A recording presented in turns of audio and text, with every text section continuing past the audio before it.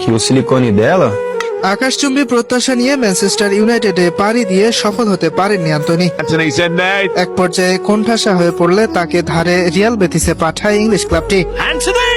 Spanish ক্লাবটিতে যোগ দিয়েই আমূল বদলে গেছেন ব্রাজিলিয়ান এই ফরওয়ার্ড। কখনো গোল করে কখনো গোলে সহায়তা করে ধারাবাহিক পারফরমেন্সে সাহায্য করে যাচ্ছেন বেতিসকে।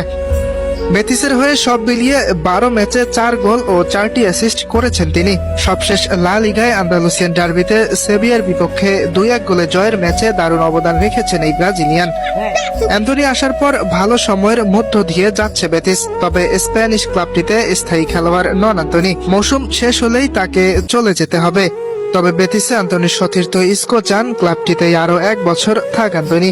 স্প্যানিশ এই মিডফিল্ডার হয়তো জানেন অ্যান্টনিকে ধরে রাখার আর্থিক সমর্থন নেই বেতিসের, আর তাই ইসকো মজা করে বলেন অ্যান্টনিকে ধরে রাখতে তাদের গণচাঁদা তুলতে হবে।